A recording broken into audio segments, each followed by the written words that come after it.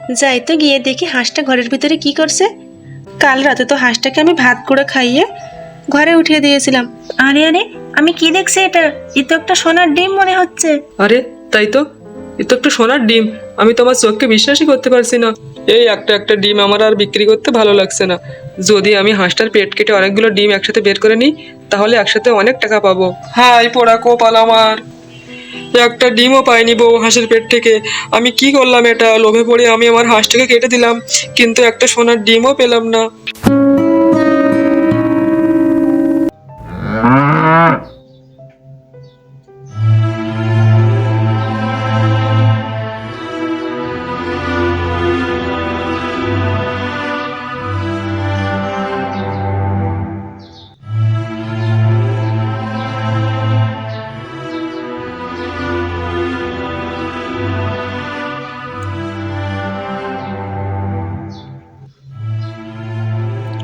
এ কি বউ, তুমি মাথায় হাত দিয়ে বসে আছো কেন?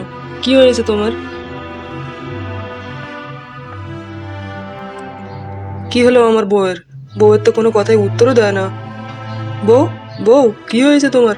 তুমি মাথায় হাত দিয়ে বসে আছো, কোনো দুশ্চিন্তা করছো? হ্যাঁ, চিন্তা ছাড়া আর জীবনে কি আছে বলো আমাদের মতো গরিবদের? ও বুঝেছি, তোমার কোনো কারণে আবার মন খারাপ হয়েছে। যাদের পেটে ভাত নেই তাদের আবার মন খারাপের কি আছে? ওই পেটে দুটো ভাত হলেই তো আমাদের শান্তি। কিন্তু সেই ভাতটা তো জোগাড় করতে গিয়ে কাল ঘেম ছুটে যায়। সারাদিন পরিশ্রম করো, তবুও সংসারের অভাব কাটে না। কবে যে আমরা সুখের দিন দেখবো? তুমি দুঃখ করো না বউ, দেখো একদিন আমাদের সুদিন আসবে। আমাদের দুঃখ একদিন দূর হবে, দেখো তুমি ভরসা রাখো। ওই যে উপরওয়ালার কাছে ভরসা রাখো, সব ঠিক করে দেবেন উনি। দেখি আর কতদিন ধৈর্য ধরতে পারি। সংসারের শুরু থেকেই তো এখনো কোনোদিন ভালো করে দুমুঠো খেতেই পারি না।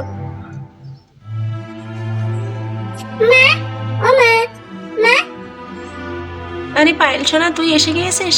আয় আয়, কোথায় গিয়েছিলি এতক্ষণ? দেখ তোর বাবা এসেছে। বাবা এসেছে? বাবা, ও বাবা, বাবা, আমি গুঁড়ো দুধ খাবো। রিয়াদের বাড়িতে রিয়ার বাবা গুঁড়ো দুধ কিনে এনেছে। আমার খুব লোভ হচ্ছে, আমাকে একটু এনে দেবে বাবা? পায়েল মা, শোনো, আমার কথা শোনো। হুম, পেটে ভাত জুটছে না, আবার দেখো আবদার করছে বাবার কাছে গুঁড়ো দুধ খাবে। বাবা তিনজনের দুবেলা দুমুঠো খেতেই দিতে পারে না, আর গুঁড়ো দুধ আনছে।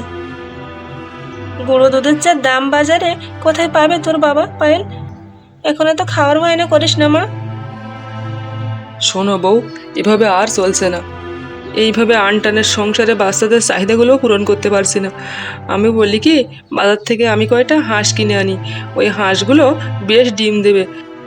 সেগুলো বিক্রি করে তখন আমরা ভালোভাবে সংসারটা চালিয়ে নিতে পারবো। যাও, দেখো তোমার যেমন ইচ্ছে তেমনই করো। পায়েল মা, তুমি তোমার মায়ের কাছে থাকো, আমি বাজার থেকে একটা হাঁস কিনে নিয়ে আসি। মেয়ে হাঁস কিনে আনলে বেশ ডিম দেবে, তখন তুমি ওই ডিমও খেতে পারবে। আর আমি ওই ডিম বাজারে বিক্রি করে তোমার জন্য গুঁড়ো দুধ কিনে নিয়ে আসবো। যাই, আমি আমার কাছে কিছু পয়সা আছে, সেটা দিয়েই আমি হাঁসটা কিনে আনবো। চলো।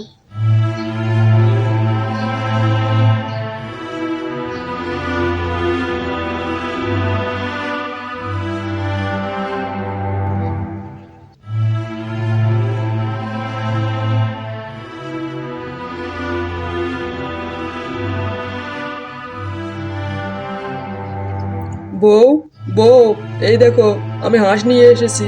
মা, মা, ওই দেখো বাবা এসেছে। বাবা দেখো হাঁস নিয়ে এসেছে। মা, মা। কই চল তো গিয়ে দেখি কেমন হাঁস এনেছে তোর বাবা। ওই তো, ওই তো বউ, দেখো হাঁসটা আমি ওখানে ছেড়ে দিয়েছি, দেখো কেমন করে ডাকছে।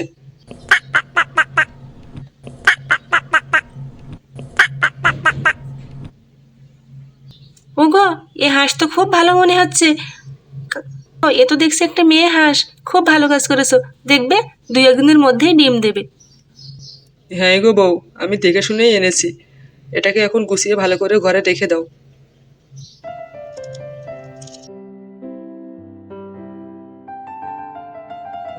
যাই তো গিয়ে দেখি হাঁসটা ঘরের ভিতরে কি করছে। কাল রাতে তো হাঁসটাকে আমি ভাত করে খাইয়ে ঘরে উঠিয়ে দিয়েছিলাম। এখন যাই গিয়ে দেখি কি করছে। নতুন হাঁস একটু দেখাশোনা না করলে হবে না। যাই। ওই তো দেখছি হাঁসটা বের হয়ে আসছে, আয় আয় আয় আয়। তারপর বন্ধুরা হাঁসটি যখন ওখান থেকে বেরিয়ে গেল তখন তার পাশা থেকে একটি সোনার ডিম বের হলো। আরে আরে, আমি কি দেখছি এটা? এ তো একটা সোনার ডিম মনে হচ্ছে। কই গো পাইলের বাবা, শুনছো? একবার এদিকে এসো তো। আরে দেখে যাও কি কাহিনী হয়েছে। এসো এসো, শিগগিরই এসো। এত সকাল সকাল আবার কি হলো? চলো যাই গিয়ে দেখি কি হয়েছে। এই দেখো আমার হাতে, কি দেখেছো? এটা সোনার ডিম। এটা তোমার হাঁসটাই ডিমটা দিয়েছে। কাল তুমি যে হাঁসটা কিনে এনেছিলে, আমি সকালে ওকে ঘর থেকে বের করতে গিয়ে দেখি এই সোনার একটা ডিম পেড়েছে তোমার হাঁসে। শুনছো? আরে আরে, তুমি এসব কি বলছো? আমি তো নিজের চোখকে বিশ্বাস করতে পারছি না। দাও দাও দেখি, আমার কাছে দাও তো, আমি একটু ছুঁয়ে দেখি। নাকি স্বপ্ন দেখছি? আমি তো কিছুই বুঝতে পারছি না। দাও দাও, আমার কাছে একটু দাও দেখি। এই নাও, হ্যাঁ গো, এই যে হাত দিয়ে দেখো, কোনো স্বপ্ন নয়, এটা কিন্তু সত্যিই হচ্ছে আমাদের সাথে। আরে তাই তো, এ তো একটা সোনার ডিম। আমি তো আমার চোখকে বিশ্বাসই করতে পারছি না। হা হা হা, আমার সাথে এরকম হবে? যাক, ভালোই হয়েছে। বলছি বউ, আমি এটাকে বাজার থেকে এক্ষুনি বিক্রি করে আসি, দেখবে অনেক টাকা পাবো। সেগুলো দিয়ে আমি সুন্দর মতো বাজার করে আসতে পারবো। গেলাম আমি বউ। মনে হয় আমাদের কপালটা খুলেছে এখন, সময়টা ভালোই যাচ্ছে আমাদের। তা না হলে কালকে হাঁস নিয়ে আসলাম, আর আজ সকালে সেই হাঁস সোনার ডিম পারলো। চলো চলো, আমি যাই, কাউকে বলো না কিছু। যাও, তুমি ডিমটা বিক্রি করে এসো, আমি কাউকে কিছু বলবো না। দুর্গা দুর্গা, ঠাকুর আমাদের দিকে মুখ তুলে চেয়েছেন। যাক, ভালোই হয়েছে। আমি হাঁসটার অনেক যত্ন আদি করবো এখন থেকে। চলো যাই। এভাবে সোনার ডিম পাড়া হাঁসটি প্রতিদিন একটা করে সোনার ডিম দেয়, আর সেই সোনার ডিমটা বিক্রি করে লোকটার বেশ ভালোই সংসার চলছিল। কিন্তু হঠাৎ করে একদিন লোকটার মনে অনেক লোভ জন্ম নিল। লোভে পড়ে সে একটা অঘটন ঘটিয়ে ফেললো। না, আমার আর এই হাঁসটার একটা একটা ডিম নিয়ে শান্তি হচ্ছে না। একেবারে অনেকগুলো ডিম চাই আমার। চলো যাই, বউয়ের সাথে আলোচনা করে দেখি বউ কি বলে। বউ বউ, শুনছো? বলো, তুমি কিছু বলবে? বলছি শোনো না, এই একটা একটা ডিম আমার আর বিক্রি করতে ভালো লাগছে না। আমি একসাথে অনেকগুলো ডিম বিক্রি করতে চাই। তাই আমি একটা সিদ্ধান্ত নিয়েছি। কিন্তু তুমি কি সিদ্ধান্ত নিয়েছো? আর একটার বেশি ডিম তুমি কোথায় পাবে? হাঁসটা তো প্রতিদিন একটা করেই ডিম দেয়। আরে আমি বলছিলাম কি, হাঁসটা তো প্রতিদিন একটা করেই ডিম দেয়, তার মানে হাঁসের পেটের মধ্যে অনেকগুলো সোনার ডিম আছে। যদি আমি হাঁসটার পেট কেটে অনেকগুলো ডিম একসাথে বের করে নিই, তাহলে একসাথে অনেক টাকা পাবো। কিন্তু এটা কি ঠিক হবে? আমি তো কিছু বুঝতে পারছি না। ওহো, এখানে বোঝাবুঝির কি আছে?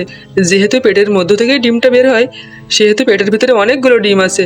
আমি হাঁসটাকে এক্ষুনি কেটে ফেলবো। আমার কথাটা শোনো, একবার ভালো করে ভেবেচিন্তেই সিদ্ধান্তটা নেওয়া হোক। তা না হলে আবারও দুর্ঘটনা ঘটতে পারে, যদি হাঁসটার পেটের মধ্যে থেকে আমরা কিছু না পাই। আরে আরে পাবো, চলো আগে হাঁসটা কেটে তো দেখি। তারপর লোভী লোকটা হাঁসটার পেট কাটার জন্য যায়,